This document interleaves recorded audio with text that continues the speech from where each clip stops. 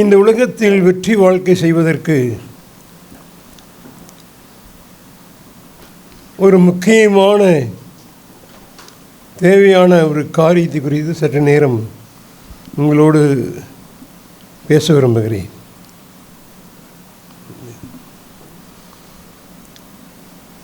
பிரியமானவர்களே, இந்த உலகத்தில் நாம் ரட்சிக்கப்பட்டோம், ஆண்டவருடைய பிள்ளைகளானோம்.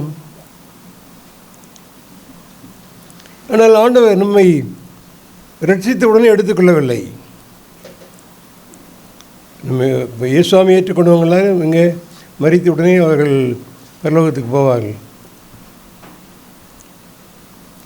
ஆனால் நாம் ரட்சிக்கப்பட்ட உடனே ஆண்டவர் என்ன செய்யவில்லை? நம்மை பரலோகத்துக்கு எடுத்துக்கொள்ளலை.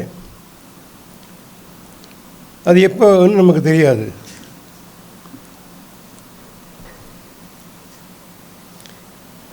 இந்த உலகத்தில் ஆண்டவர் இன்னும் நம்ம வைத்திருக்கிறார் என்றால், ரட்சிக்கப்பட்டு 1 மாதம் உள்ள குழந்தைகள் இங்கே இருக்கலாம், 6 மாதம், 2 வருஷம், 5 வருஷம், 10 வருஷம். நானெல்லாம் ரட்சிக்கப்பட்டு 40 வருஷத்துக்கு மேலாச்சு. ஏன் ஆண்டவர் எடுத்துக்கொள்ளவில்லை? ஆண்டவர் அவரை பிரியப்படுத்தி வாழுகிற தெய்வ மக்களாக நம்மை உருவாக்க வேண்டும். உத்தம பரிசுத்தவான்களாக, பரிசுத்தவாட்டிகளாக, நீதிமான்களாக நம்மை உருவாக்க வேண்டும் என்பதற்காகத்தான் ஆண்டவர் நம்மை இன்னும் உலகத்தில் வைத்திருக்கிறார். ஆத்துமாக்களை ஆராய்ச்சி செய்வதற்கு நீங்கள் எடுக்கிற முயற்சிகள், நீங்கள் செய்கிற ஜெபங்கள், உங்களுடைய வாஞ்சைகள், இதயத்தை காண முடிகிறது. இந்த உலகத்தில் நாம் வெற்றி வாழ்க்கை செய்வதற்கு நமக்கு முக்கியமாய் தேவையான ஒன்றை குறித்து தான் நான் பேசப்போகிறேன் என்று சொன்னேன். அது என்ன? அந்த முக்கியமான காரியம் என்ன?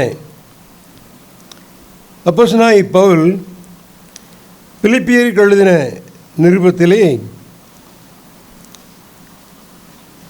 பவுல் குறிப்பிட்டிருக்கிறார். அது என்னவென்று அப்போஸ்தலனாகிய பவுல் பிலிப்பியருக்கு எழுதின நிருபத்திலே எழுதி வைத்திருக்கிறார். பிலிப்பியர் 4:13. என்னை பலப்படுத்துகிற கிறிஸ்துவினாலே எல்லாவற்றையும் செய்ய எனக்கு பலன் உண்டு. என்னை பலப்படுத்துகிற கிறிஸ்துவினாலே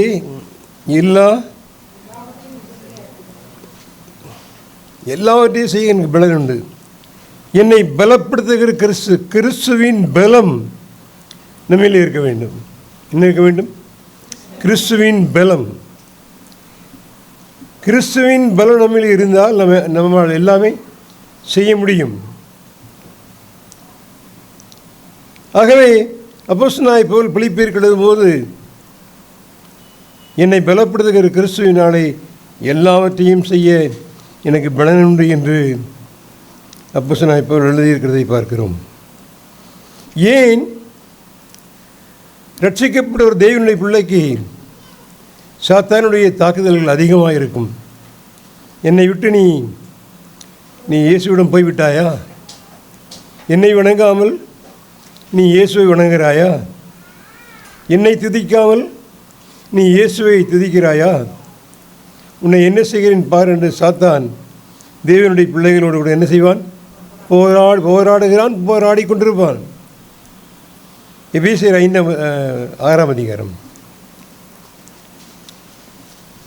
10ஆம் வசனம். கடைசியாக என் சகோதரரே, கர்த்தரிலும் அவருடைய சத்துவத்தின் வல்லமையிலும் பலப்படுங்கள். கர்த்தரிலும் அவருடைய சத்துவத்தின் வல்லமையிலும் பலப்படுங்கள். நாம் பலப்பட வேண்டும். ஏனென்றால் சாத்தானோடு போர் செய்ய தேவையான பலம் நமக்கு தேவை. சாத்தான் ஒவ்வொரு நாளும் தேவ பிள்ளைகளை மனமடிவாக்குவதற்காக, சோர்ந்து போக செய்வதற்காக பல கஷ்டங்களை, நெருக்கங்களை இடையே கொண்டு வருவான். விசேஷமாக நமக்கு பாவ சோதனைகளை பிசாசு கொண்டு வருவான். நீங்களாம் அநேக இளைஞராகிறீங்க. பிசாசானவன் எதிலே கொண்டு வருவான்? பாவ சோதனை. அநேகர் விழுந்து போனது பாவத்தில் தான். அந்த பாவ சோதனையை ஜெயிப்பதற்கு நமக்கு என்ன வேண்டும்? சாத்தானோடு போரிடுவதற்காக, சாத்தானோடு எதிர்த்து நிற்பதற்காக நமக்கு பலம் வேண்டும். ஒரு வாட்ச்மேன் வேலை இல்லாது இருந்த பொழுது இருந்த இடத்துக்கு பக்கத்திலே பழைய இரும்புகளை சேகரிக்கிற கம்பெனி ஒன்று இருந்தது. அது பல லட்சம் பல பொருள்கள் அங்கே கிடக்கிறது. இந்த வேலையில்லாத நபர் அங்கே போய் முதலாளியை பார்த்து, ஐயா எனக்கு ஒரு வாட்ச்மேன் வேலையாக போட்டு கொடுங்க என்று சொன்னபோது, சரி வாட்ச்மேன் வேலை போட்டு தருகிறேன், ஒரு துப்பாக்கி உனக்கு தருகிறேன். துப்பாக்கி உனக்கு யாராவது திருடர்கள் வந்து லாரி வந்து வைத்துக்கொண்டு கம்பெனிகள் அள்ளிக்கொண்டு போய்விடாதபடிக்கு கவனமாக இருங்கள் என்று சொல்லி ஒரு சம்பளத்தையும் சொன்னார். அப்பொழுது முதல் நாள் அந்த கம்பெனிக்கு போனபோது அவர் வெளியே அவர் உட்கார வைத்து ஒரு ஸ்டூலில் உட்காந்து, இதில் உட்காந்துக்குங்க, அப்படியே சுற்றி பார்த்துட்டுருங்கன்னு சொல்லி. ஆனால் இரவு 12 மணிக்கு அந்த முதலாளி வந்தார் அந்த பழைய இரும்பு கம்பெனிக்கு. இவர் அந்த துப்பாக்கியை கூட தூக்கி பிடிக்க முடியாத அளவு பலவீனமாக இருந்து அப்படியே சாய்ந்து தூங்கிவிட்டார். அப்படியே சாய்ந்து. ஒரு வாலிபனாக இருந்தால் எப்படி இருப்பான்? அதை தூக்கி யூஸ் பண்ணுறதுக்கு பலவானாக இருப்பான். நமக்கு பலம் தேவை. பாவத்தை ஜெயிக்க பலம் தேவை, மாம்சத்தை ஜெயிக்க பலம் தேவை, பிசாசை ஜெயிக்க பலம் தேவை. சாட்சியாய் வாழ்வதற்கு நமக்கு என்ன வேண்டும்? பலம் வேண்டும். பலம் என்றால் பாருங்கள், நீங்கள் உலக பிரகாரம் என்ன பார்க்குறோம்? அநேக அந்த உடலை வந்து நல்லா முறுக்கேற்றி அதில் காட்சிகள் பங்கெடுப்பாங்க.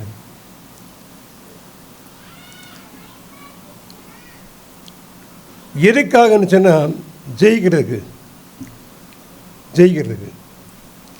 நல்ல கட்டுரை, அதாவது என்ன சொல்லுவாங்க, பாடி பில்டிங் நல்ல. அவங்க நாம் ஒரு முட்டை குடித்தாவே 3 நாள் சாப்பிட வேண்டாம் இருக்கும்.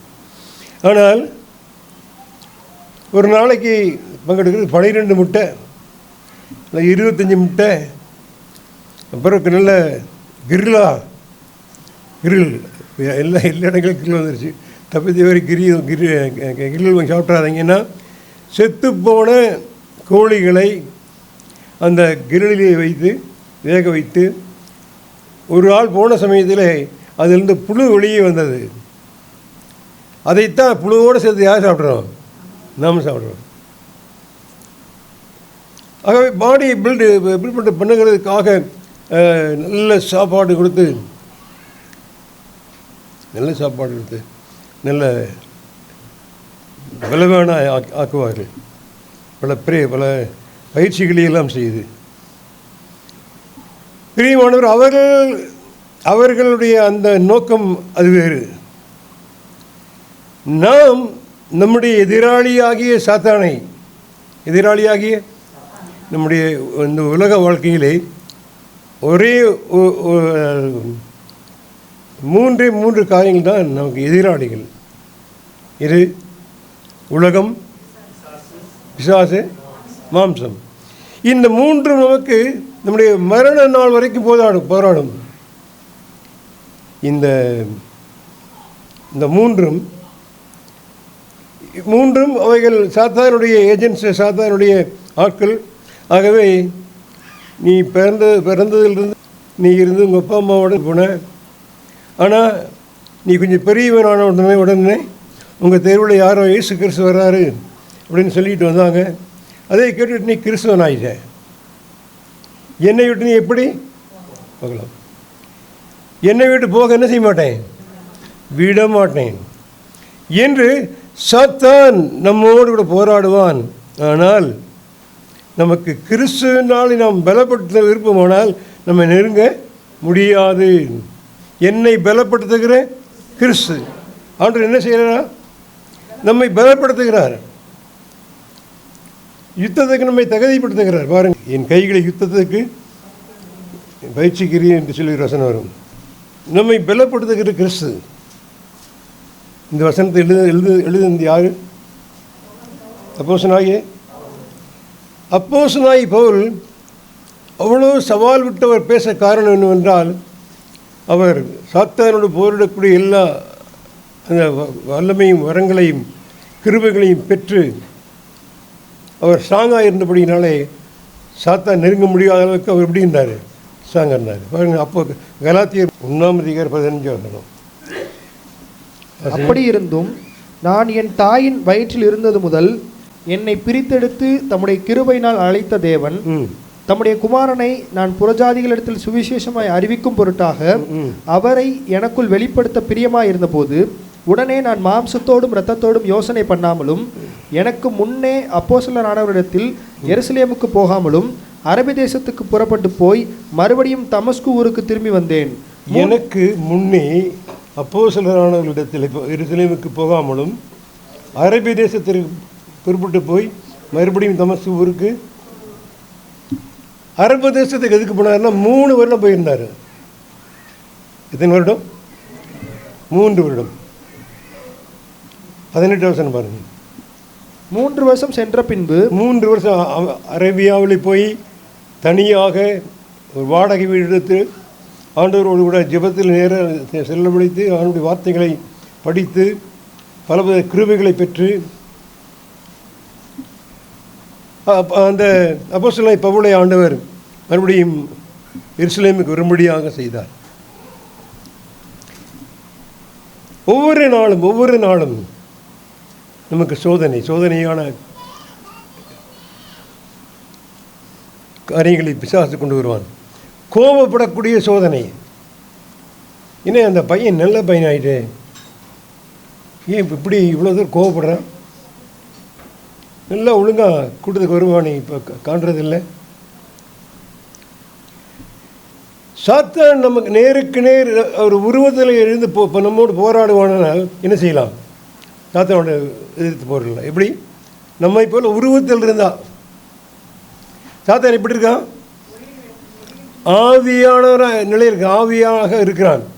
ஆகவே அந்த சாத்தானை ஜெயிக்க வேண்டுமானால் சரீர பலம் அது பிரயோஜனமே படாது.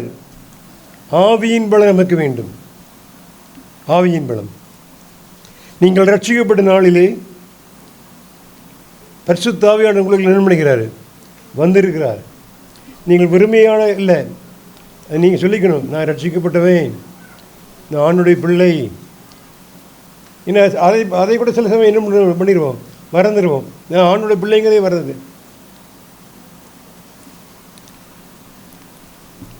அப்போது என்ன பிசாசை நம்ம எதிர்த்து நின்று நமக்கு பல தீங்குகளை செய்ய முற்படும் பொழுது நாம் நம்முடைய சரீர பலத்தில் அவனை உண்டு செய்ய முடியாது.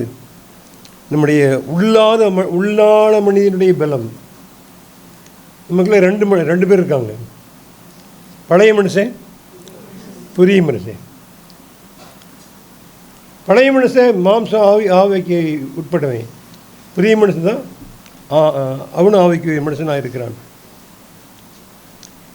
இந்த சாத்தான் என்ன செய்கிறானாம்? உங்களைப் போல ஒரு வாலிப பையன் ஒரு போதகரிடத்தில் போனாலும், போதகரிடத்தில் போய், ஐயா, நான் இயேசுவை ஏற்றுக்கொள்ளாமல் என்னுடைய பாட்டுக்கு நான் என் வழியில் போயிட்டு இருந்தேன். யாரோ ஒரு வந்தார், இயேசுவை நம்புங்க, இயேசுவை ஏற்றுக்கொள்ளுங்கன்னு சொன்னாங்க. நானும் ஆண்டவரை ஏற்றுக்கொண்டேன். நான் ஆண்டவரை நேசிக்கிறேன். ஆனால் ஒரு நாள் கர்மேல் பருவத்தில் இருக்கிறேன், மறுநாள் எங்கே வந்துடுறேன்? சூறை செடிக்கு வந்துடுறேன். ஒரு நாள் ரொம்ப இன்ட்ரெஸ்டாக மயில் வாசிக்க, ஜோம் பண்ண, ஆட துதிக்க எல்லாம் செஞ்சுட்டு ஒரு நாள், அடுத்த நாள் ஏசபேலை போல் ஒரு பெண்ணுடைய வார்த்தை, ஆகாப் ராஜாவை போல வார்த்தை வந்த உடனே தலைதெறிக்க ஓடி போய், ஆண்டவர் என்ன பண்ணுங்க, எடுத்துக்குங்க, நான் இருந்து பிரயோஜனம் பண்ண என்னன்னு சொல்லி தலைதெறிக்க ஓடி போனான். அதைத்தான் அந்த பையன் சொன்னான், ஆண்டவர் ஒவ்வொரு நாள் எங்கே இருக்கிறான்னு சொல்லுங்க, கர்மேல் பருவத்தில் இருக்கிறேன், மறுநாள் எங்கே வந்துடுறேன். இப்படி இருக்குது ஒரு வெற்றி வாழ்க்கை என்பது எனக்கு இல்லை. அதில் என்னென்ன அந்த எலியாவை பார்த்தா யாருக்கு பயந்து ஓடுறான்? இயேசுபேலுக்கு. ஒரு பெண்ணுக்கு பயந்து இங்கே ஒரு இவ்வளோ தூரம் அவ்வளோ தூரம் ஓடி போய் அங்கே சூரியச்செடியில் படுத்திருந்தான். அப்போ அந்த போதகர் சொன்னார், நீங்கள் ஆண்டவரை ஏற்றுக்கொண்டிருக்கீங்கள், நீங்கள் ரட்சிக்கப்பட்டிருக்கீங்க, அதில் எல்லாம் சந்தேகம் கிடையாது. ஆனால் உங்களுக்கு என்ன கிடையாது? பலம் இல்லை. நமக்கு பலம் வேண்டும், தெய்வ பலம் வேண்டும். சாத்தானையும் சேனைகளையும் மிதிப்பதற்கு மேற்கொள்வதற்கு என்ன வேண்டும்? பலம் வேண்டும். அந்த எபிசியர் 6:2 வாசிங்க. ஏனெனில் மாம்சத்தோடும் இரத்தத்தோடும் அல்ல, துரைத்தனங்களோடும் அதிகாரங்களோடும். மாம்சத்தோடும் இரத்தத்தோடும் அல்ல அல்ல அல்ல அப்படின்னு மாம்சத்தோடு இரத்தத்தோடுங்கிறது யாரு? மனிதர்கள், சொந்த பந்தமோ நண்பரோ யாரோ. மாம்சத்தோடு இரத்தத்தோடும் நமக்கு இப்போ மனசுக்குள்ள அவன் தான் எங்களுடைய வீட்டில் பெரிய பிரச்சனையாக இருக்கான், அவனே நம்முடைய மைண்டு முழுக்க மனிதர்கள் மேல் தான் கோபத்தை கொண்டு வருது. என்னது? நம்முடைய மைண்டு முழுவது பிசாசம் அந்த அவன் இல்லைன்னா, அவன் அப்படி செய்யலைன்னா அப்படின்னு சொல்லி அதுக்கு என்ன செய்யணும்? மாம்சத்தோட ரத்தத்தோடு சண்டை போடக்கூடாது, மாமியார் மருமக சண்டை கூடாது, இப்போ கணவன் புருஷன் சண்டை போடக்கூடாது. பின்னே வாசிங்க, நமக்கு எதோடு போராட்டம்? துரைத்தனங்களோடும் அதிகாரங்களோடும் இப்பிரபஞ்சத்தின் அந்தகார லோகாதிபதிகளோடும் வான மண்டலங்களில் உள்ள பொல்லாத ஆவிகளின் சேனைகளோடும் நமக்கு போராட்டம் உண்டு. வான மண்டலங்களில் உள்ள ஆண்டவர் எங்க இருக்காரு? 3ஆம் வானத்துக்கு மேலே பரலோகத்தில் இருக்காரு ஆண்டவர். சாத்தான் எங்க இருந்தா? சாத்தான் எங்க இருந்த? முதல்ல சாத்தான் அதாவது அவனுக்கு தனி பேர் உண்டு, லூசிபர். பிரதான தூதனாக இருந்தான் ஆண்டுடைய சன்னிதானத்தில், பரலோகத்திலே பிரதான தூதனாக. அவனுக்கு இந்த பொறாமைங்கிறது எல்லா இடத்துலையும் வரும். அந்த ஆண்டவர் சர்வ வல்லவராக சர்வ மகிமையின் நிறைந்தவராக இருக்கும் பொழுது இவர் மட்டும் என்ன இவ்வளோ உயர்வான சிங்காசனத்தில் வந்து இவர் மட்டும் பேசுறது என்ன, செய்கிறது என்ன? அவருக்கு மேலாக என்னுடைய சேர் என்ன செய்வேன்?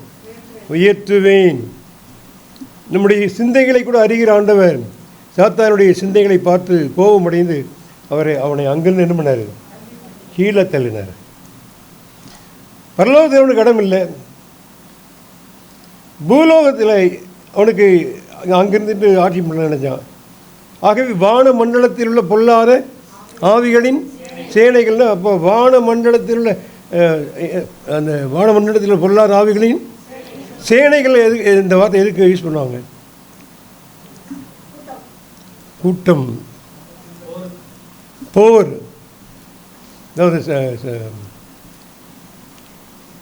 நாம் வேதத்தை கவனித்து வாசிக்கும்போது தான் அந்த பரலோகத்தை விட்டு ஆண்டவரால் தள்ளப்பட்ட உடனே ஒரு கூட்டம் தூதர்களை தன்னோட என்ன பண்ணிட்டான்?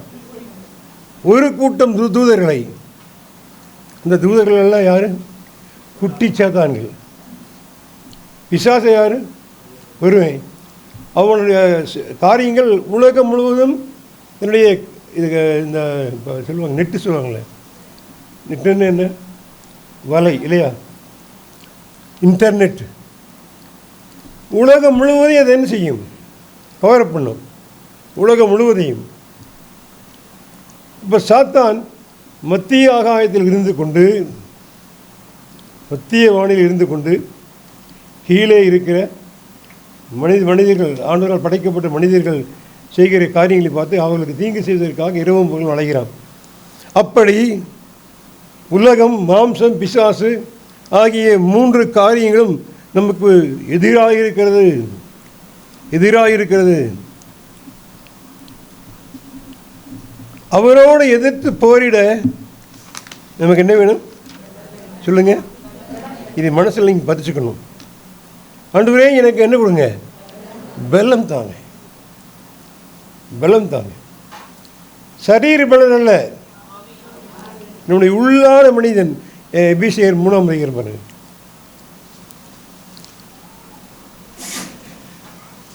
எபேசியர் 3:14.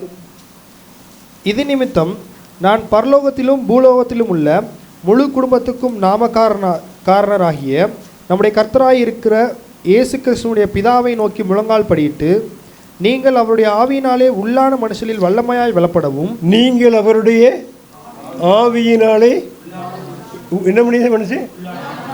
இந்த உள்ளான மனுஷன் தான் ஆவியின் மனுஷன் சொல்றது, புதிய மனிதன்.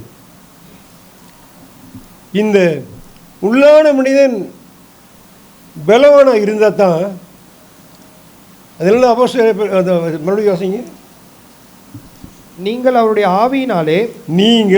ஆவியினாலே உள்ளான மனுஷனில் வல்லமையாய் பலப்படவும் விசுவாசத்தினாலே கிறிஸ்து உங்கள் இருதயங்களில் வாசமாய் இருக்கவும் நீங்கள் அன்பிலே வேரூன்றி. போதும். உள்ளான புதிதான மனிதனுக்கு அவனை பலப்படுத்த வேண்டும். அவனை கர்த்தருக்கு காத்திருக்கிறவர்களோ சொல்லுங்க. நமக்கு பலம் வேண்டும், வல்லமை வேண்டும். ஆண்டவர் நமக்கு அற்புதமாக உங்களை நடத்தி கொண்டிருக்கிறார். இந்த சாத்தானை, அவருடைய சேனைகளை ஜெயிப்பதற்கு நாம் என்ன செய்ய வேண்டும்? நீங்கள் சிந்திக்கும் போது நீங்கள் உங்களுடைய வாழ்க்கையை நீங்கள் யோசித்து பார்க்கணும். அதாவது சாத்தான் என்ன செய்கிறான்? பல விதங்களில் திட்டமிட்டு அவன் தேவ ஜனத்தை அழிக்கும்படி பிரயாசப்படுகிறான். கோலியாத்தை 16 வயதுள்ள ஒரு இளைஞன் சென்று அவனை வீழ்த்தினார் என்று பார்க்கிறோம். எத்தனை வயசு?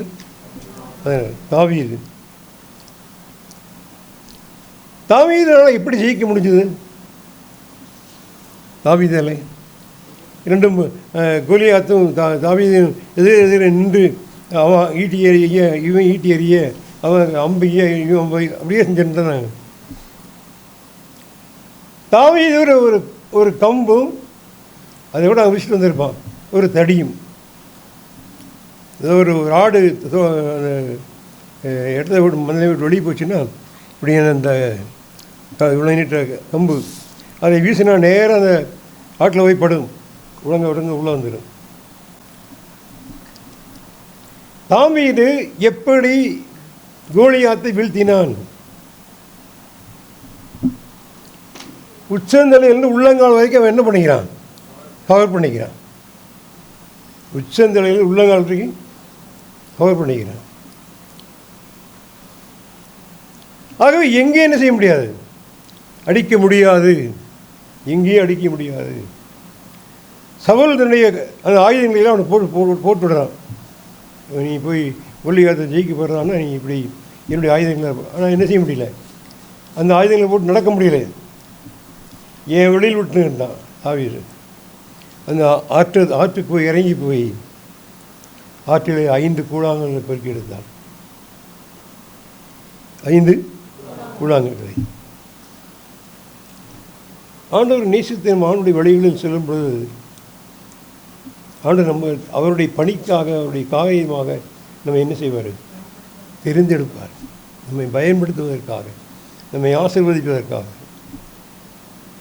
இப்போ ஆண்டவர் ஒன்று சொல்லிக் கொடுத்துருப்பார். நெத்திக்கு குருவி, இப்போ அவனுடைய இது என்ன, அந்த அந்த அவனை எடுத்து ஒரு குறிப்பிட்ட ஒரு பிராணி அடிக்கணும்னா அடிக்கிறான். ஆனால் இப்போ இந்த கோலியாத்தை ஜெயிக்கணும் என்ன செய்கிறது? ஆண்டவரே என்ன செய்யணும்? நான் என்ன செய்ய சித்தமாக இருக்கிற ஒரு சின்ன காரியத்தை முதல் கொண்டு ஆண்டவர்கிட்ட கேட்கணும். நீ என்ன செய்ய? இப்போ ஆண்டவர் சொல்கிறா, அவன் காதுக்கல, அவனை நீ எங்கேயும் அடிக்க முடியாது. கவனம் எடுத்து கல்லை வச்சு ஸ்ட்ரைட்டாக அந்த நெத்திக்கு குறிவை. இதெல்லாம் யாருக்குமே தெரியாது. சவுல் ராஜாவுக்கோ அவருடைய உடன் சகர்களுக்கோ இராணுவத்துக்கு தெரியாது. அந்த கல்லை குறி வைத்து எய்த பொழுது சரியாய் பொட்டிலே, அதாவது நெற்றியிலே பட்டபோது அவன் முகமுப்பர் உணர்ந்து மதித்து போனான் என்று பார்க்கிறோம். அப்போ இந்த கல்லு தான் அவனை ஜெயிப்பு கொடுத்ததா அந்த கல். அந்த 1 சமூவேல் 17ஆம் அதிகாரம்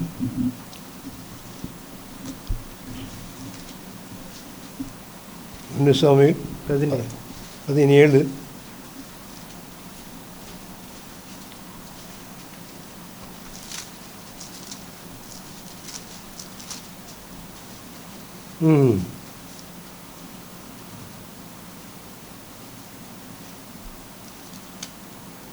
கோலியாத் வந்து நிற்கிறான், தாவீது எதிர்கொண்டு போகிறான். அப்போ கோலியாத் தாவீதை பார்த்து 6ஆம் வசனம் பாருங்கள், 17:6. அவன் தன் கால்களிலே வெண்கல கவசத்தையும் தன் தோள்களின் மேல் வெண்கல கேடகத்தையும் தரித்திருப்பான். அவனுடைய ஈட்டி தாங்கு நெசவுக்காரரின் படைமரத்தின் கனதியும் அவன் ஈட்டியின் அழகு 600 சேக்கல் இரும்புமாயிருக்கும். பரிசை பிடிக்கிறவன் அவனுக்கு முன்னாக நடப்பான். அவன் வந்து நின்று இஸ்ரவேல் சேனைகளை பார்த்து சத்தமிட்டு, நீங்கள் யுத்தத்திற்கு அணிவகுத்து நிற்கிறது என்ன? நான் பெலிஸ்தன் அல்லவா? நீங்கள் சவுலின் சேவகர் அல்லவா? உங்களில் ஒருவனை தெரிந்து கொள்ளுங்கள், அவன் என்னிடத்தில் வரட்டும். அடுத்து 17:44. பின்னும் அந்த பெலிஸ்தன் தாவீதை பார்த்து, என்னிடத்தில் வா, நான் உன் மாம்சத்தை ஆகாயத்து பறவைகளுக்கும் காட்டு மிருகங்களுக்கும் கொடுப்பேன் என்றான். அதற்கு தாவீது பெலிஸ்தனை நோக்கி, நீ பட்டயத்தோடும் ஈட்டியோடும் கேடகத்தோடும் என்னிடத்தில் வருகிறாய், நானோ நீ நிந்தித்த இஸ்ரவேலின் இராணுவங்களின் தேவனாகிய சேனைகளின் கர்த்தரின் நாமத்திலே உன்னிடத்தில் வருகிறேன். கர்த்தரின் நாமத்தில் நான் உனக்கு எதிராக வர்றேன். கர்த்தரின் நாமத்திலே நம்ம சாத்தான் எதிர்த்து நிற்கிறோம்னா இயேசுவின் நாமத்தை என்ன செய்யணும்? அதிகமாக சொல்லணும். அது இயேசுவின் நாமத்தை ஜெபிக்கணும். சிலர் ஜெபிக்கும்போது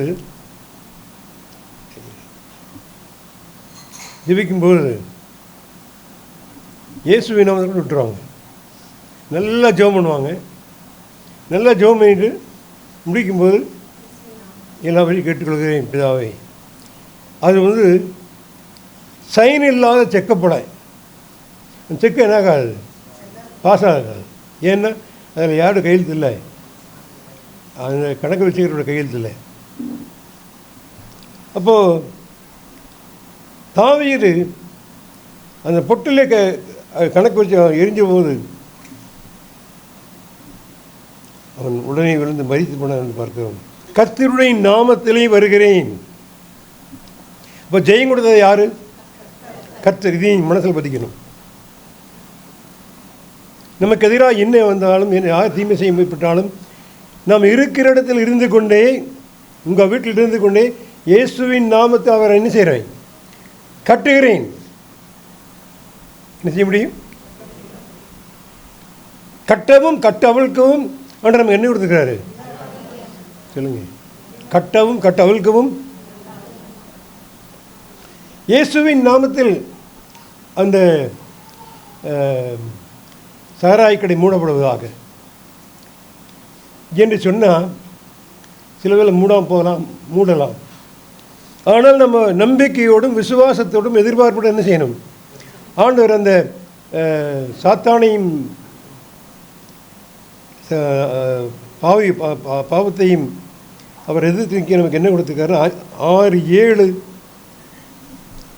ஆயுதங்களை கொடுத்திருக்கார்.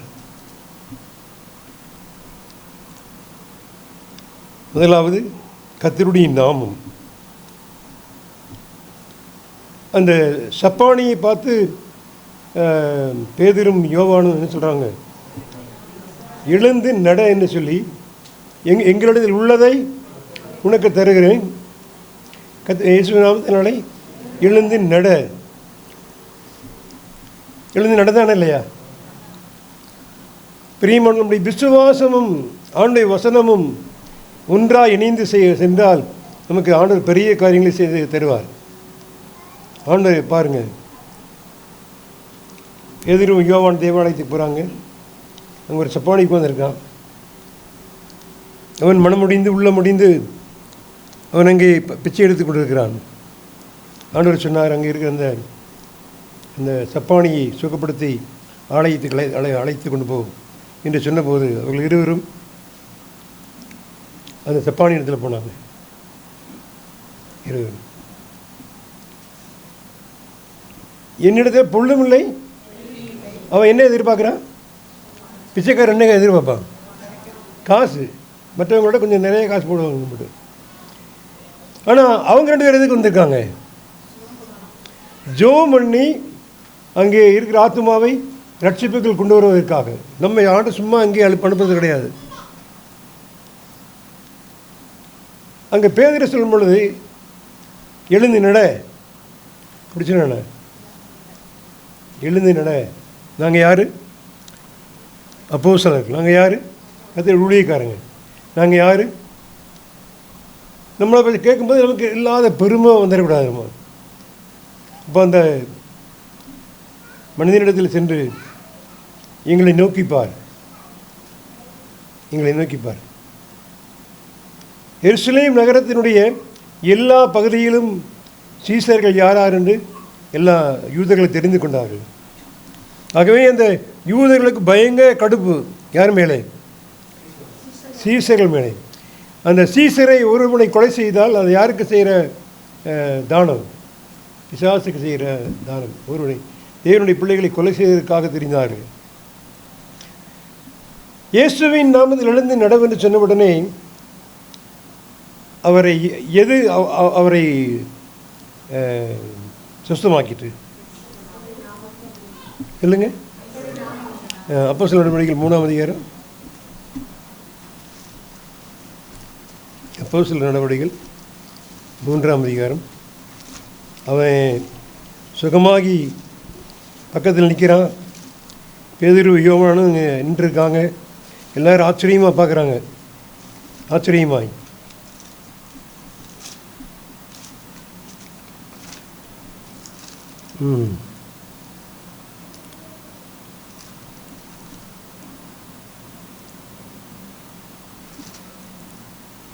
பாருங்க. 14:15 3ஆம் அதிகாரம் 14:15. பரிசுத்தமும் நீதியும் உள்ளவரை நீங்கள் மறுதலித்து கொலைபாதகனை உங்களுக்காக விடுதலை பண்ண வேண்டும் என்று கேட்டு ஜீவாதிபதியை கொலை செய்தீர்கள். அவரை தேவன் மரித்தோரிலிருந்து எழுப்பினார். அதற்கு நாங்கள் சாட்சிகளாய் இருக்கிறோம். அவருடைய நாமத்தை பற்றும் விசுவாசத்தினாலே அவருடைய நாமமே நீங்கள் பார்த்து அறிந்திருக்கிற இவனை பலப்படுத்தினது. உனக்கு சுகம் கொடுத்தது யாரு? கர்த்தர். எப்படி சொல்லணும்? இயேசுவின் நாமம். அங்க 2 பேர் சொல்றான் பேதுரு. அவருடைய நாமத்தை பற்றும் விசுவாசத்தினாலே அவருடைய நாமமே நீங்கள் காண்கிறவனை பலப்படுத்தியது. ஆகவே ஆண்டு நமக்கு கொடுத்திருக்கிற ஆரம்பத்திலேயே சொன்னேன், நம்முடைய உள்ளான மனிதன் வல்லமையாக என்ன செய்ய வேண்டும்? நம்முடைய உள்ளான மனிதன் வல்லமையை பலப்படணுமான நம்ம இயேசுவின் நாமத்தை நம்ம நன்றாக அறிந்திருக்க வேண்டும். மட்டுமல்ல, அந்த பிலிப்பியர் 4ஆம் அதிகாரம் 13ஆம் வசனம். என்னை பலப்படுத்துகிற கிறிஸ்துவினாலே. என்னை பலப்படுத்துகிற கிறிஸ்து எதுக்கு வந்திருக்காரு? நம்மை பலப்படுத்த. அவருக்கு தெரியும், நான் பரலோகத்துக்கு போன பிற்பாடு இந்த ஜனங்கள்லாம் எந்த அளவு என்னை பின்பற்றி வருவாங்கன்னு தெரியலையே என்ற நிலையிலே இவர் பரலோகத்துக்கு போனார். ஆண்டவர் அங்கே பரலோகத்துக்கு போன போது அங்கே இருக்கிற எல்லா தூதர்களை கூட்டிக்கு வந்தாங்களா? ஆண்டவரே, எவ்வளோ பெரிய காரியத்தை நீங்கள் செய்து தன் உயிரையை கொடுத்து உயிர்த்தெழுந்து நீங்கள் இவ்வளோ பெரிய காரியத்தை செஞ்சுருக்கீங்க, ரட்சிப்பை உண்டாக்கியிருக்கீங்க. ஆனால் இப்போ யார் நம்பி விட்டுட்டு வந்துக்கிறீங்க? யார் காட்டி கொடுத்த யூதாஸா? எனக்கு எனக்கு தெரியாது சபித்து சத்தியம் பேதுருவா? ஒரு சீசன் கூட என்ன செய்ய முடியாது, நம்பிக்கைக்கு பார்த்தா ஒரு சீசன் கூட கிடையாது. அப்போ ஆண்டவர் சொன்னாராம், அவர்கள்தான் செய்வார்கள் என்று எனக்கு முழு நம்பிக்கை உண்டு. நான் செய்ய வேண்டிய பணியை அவர்கள் செய்வார்கள் என்று நான் முழு நம்புகிறேன் என்று சொல்லி ஆண்டவர் சொன்னாராம். உங்களை என்னை ஆண்டவர் என்ன செய்கிறாரு? நம்புகிறாரு. இந்த சபைக்கு ஆசீர்வாதமாக இருப்பீங்க, இந்த சகோதரி குடும்பம் இந்த சபையினுடைய வளர்ச்சிக்கு பாடுபடுவீங்க. விசுவாசிகள் வித்தியாசமான விசுவாசிகள் உண்டு. அனனியா சப்பீரால் ஒரு டைப்பு விசுவாசி இல்லையா? அனனியா சப்பீரால் எங்கே இருக்கா? அனனியா சப்பீரால் அப்போஸ்தலர் நடவடிக்கைகள் 5ஆம் அதிகாரத்தில் வாசிக்கிறோம்ல, பணத்தை எல்லாரும் விட்டு கொண்டு வந்து அவனுடைய அந்த அப்போஸ்தலருடைய பாதத்தில் வைக்கும்போது இவங்களும் என்ன செய்கிறாங்க? நம்ம நிலத்தை விற்று கொண்டு வந்து என்ன செய்வோம்? இப்போ வர்ற வழியிலேயே அங்கே வீட்லேயே வச்சு என்ன பண்ணுறாங்க? இவ்வளோ பணம் கொடுக்குவா? காணிக்கு போடுறதுக்கு 31ஆம் பண்ணிட்டீங்க, நீங்கள் 500 போடணும், நீங்கள் இந்த பிள்ளைகளுக்கு 500. என்ன இவ்வளோ காசு கொடுக்கணுமா ஆண்டவருக்கு காணிக்க போடுறேன்னு சொல்லி? ஆனால் அனைனே சப்பரியா என்ன பண்ணாங்க? ஆண்டவருடையே போய் சொன்னாங்க. ஆண்டவருடைய பிரியமானவர்களே,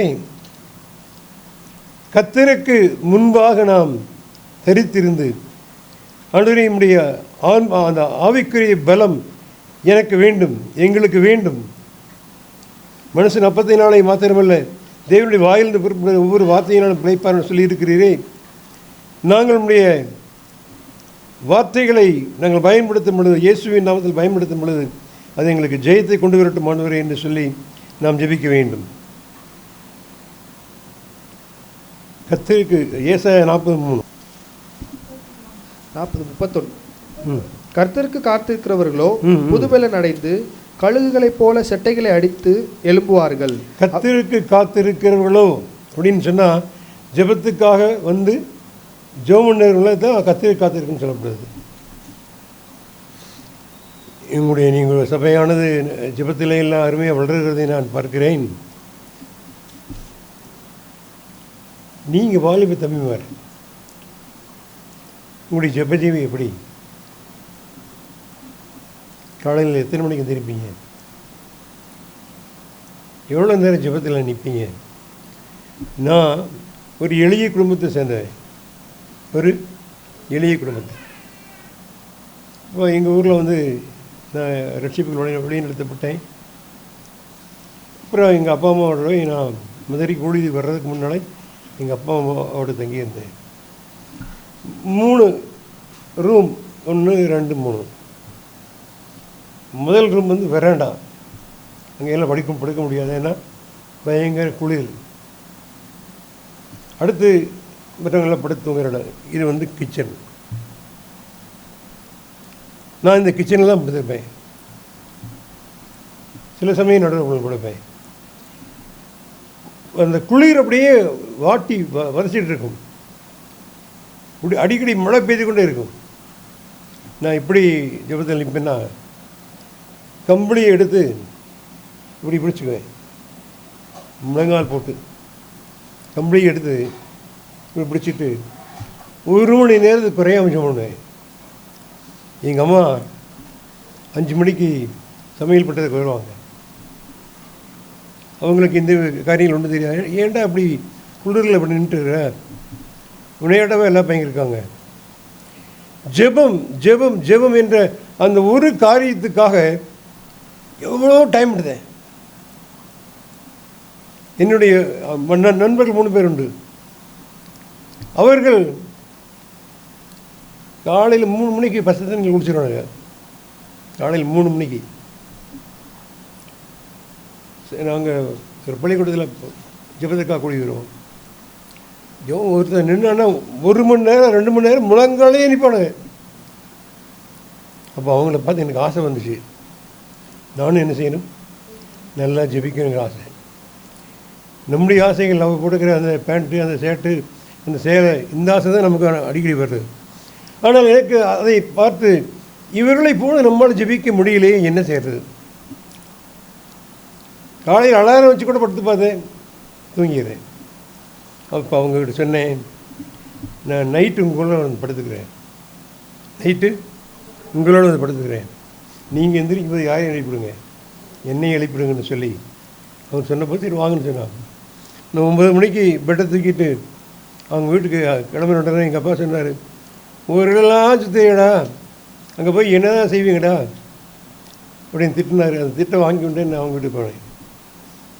3 பேர் படுத்துக்கிறாங்க, நானும் கூட படுத்துக்கிறேன், ஜெபம் பண்ணுவோம் என்று சொன்னபோது ஒரு 1.5 மணி நேரம் ஜெபம் நேரம் போயிடுச்சு. அவங்க சொன்னாங்க, நீங்கள் கவனமாக கவனிச்சிருங்க, நாங்கள் 3 ஜெபம் பண்ணிட்டு நீங்கள் ஜெபம் பண்ணலான்னு சொல்லி. ஆனால் நான் எந்திரிக்கும் போது 4 மணிக்கு எந்திரிக்கும் போது அவங்க ஜெபம் பண்ணிட்டு குளிச்சுட்ருக்காங்க. ஆண்டவர் எனக்கும் அப்படி ஜெபிக்கக்கூடிய கிருபை தாருங்க, வாஞ்சை தாருங்க, ஜெபத்தினாவை என்மேல் ஊற்றுங்க, விண்ணப்பத்தினாவை ஊற்றுங்க, ஜெப வாஞ்சை எனக்கு தாங்க, ஜெப தாகத்தை எனக்கு தாங்க. இவருடைய முற்பதாக்கள் எல்லாம் பல மணி நேரங்கள் ஜெபித்தார்களே, அதுபோல் ஜெபிக்க எனக்கும் கிருபை தாருங்க. நாங்கள் ஜெபிக்க வேண்டும். அந்த ஜெபம் என்ன கொடுக்கிறது? கர்த்தருக்கு காத்திருக்கிறவர்களோ புது பலன் அடைவார்கள், புதிய ஒரு பலனை தருவார். பலன் சாத்தானை ஜெயிக்கிறதுக்குள்ள முக்கியமான ஒரே வழி இயேசுவின் நாமத்தை ஜெபத்தில் என்ன செய்யணும்? பயன்படுத்த வேண்டும். லூக்கா 4ஆம் அதிகாரம் 4ஆம் வசனம்.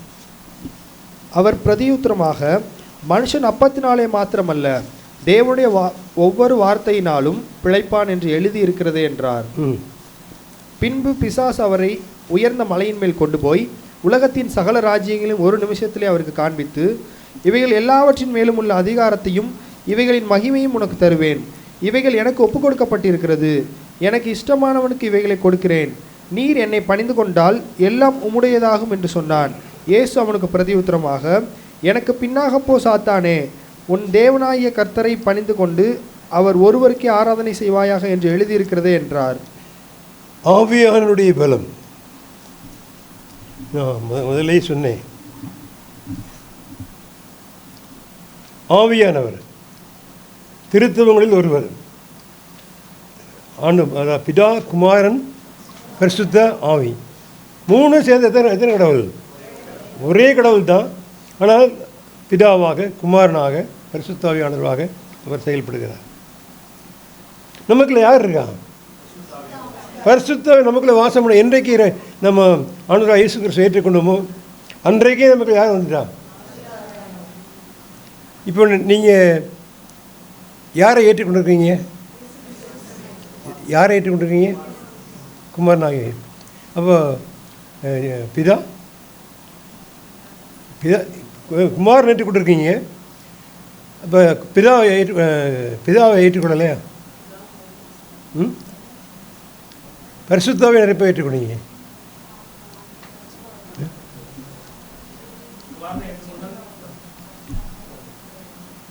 தெய்வம் ஒருவர் தான். அவர் 3 நிலைகளில் செயல்படுறார்: பிதா, குமாரன், பரிசுத்தாவி. இப்பொழுது இந்த காலம் யார்? எந்த யாருடைய காலம்னா இது பரிசுத்தாவியானுடைய காலம். ஆதாம் ஏவாளும் அவர்கள் சிருஷ்டிக்கப்பட்டதிலிருந்து இயேசு கிறிஸ்துவினுடைய அவர் அங்கே பிறக்கும் வரைக்கும் உள்ள காலம் பிதாவுடைய காலம். இயேசு கிறிஸ்து சிலுவையில் பாடுபட்டு மரித்து உயிரோடு எழுந்தது யாருடைய காலம்? இப்போ யாருடைய காலம்? ஆனால் பரிசுத்தவான் எங்கே இருக்காரு? இங்கே இருக்கிற ஆவியானவரோடு நம்ம என்ன செய்யணும்? நம்ம எங்கேயோ ஆவியானவர் இருக்கார் நினச்சிட்டு நம்ம பேசுறதில்ல. இங்கே இருக்கிற ஆவியானவர், நம்முடைய ஆவியிலே ஆவியானவர் தங்கி இருக்கிறார். ஆண்டவராகிய இயேசு கிறிஸ்துவை ஏற்றுக்கொள்ளும் பொழுது நம்முடைய நமக்குள்ளே இயேசு கிறிஸ்து எப்படி வந்தார்? ஒரு உருவத்தில் வந்தாரா? உருவத்தில் நம்ம போல உருவத்தில் வந்தாரா? எப்படி வந்தார்? உள்ள ஆவியோட. பிதா எப்படி இருக்கிறாரு? ஆவியானவராக. பரிசுத்த ஆவியானவர் அவருக்கு உருவம் கிடையாது. திரியேக தேவன், திருத்துவ தேவன், ஆனால் அவர்களுக்கு உருவம் கிடையாது. யோவான் 14ஆம் அதிகாரம், யோவான் 14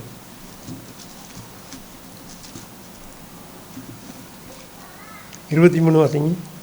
இயேசு அவனுக்கு பிரதியுத்தரமாக, ஒருவன் என்னில் அன்பாயிருந்தால் அவன் என் வசனத்தை கைக்கொள்ளுவான், அவனில் என் பிதா அன்பாயிருப்பார், நாங்கள் அவனிடத்தில் வந்து. எப்படி சொல்றாரு? நாங்கள்னா பிதா குமாரன், நாங்கள் அவரிடத்தில் வந்து அவனோடைய வாசம் பண்ணுவோம். இப்போ நமக்குள்ள யார் வாசமாக இருக்கா? திரியேக தேவன் நமக்கு வாசமாகிறாரு. அந்த அறிவோடு கூட நீங்கள் அதிகமாக ஜெபிப்பீர்களானால் பெரிய காரியங்களை உங்களுடைய ஆண்டவர் செய்ய பிரியமாக இருக்கிறார். கர்த்தர் தானே உங்களை ஆசீர்வதிப்பாராக.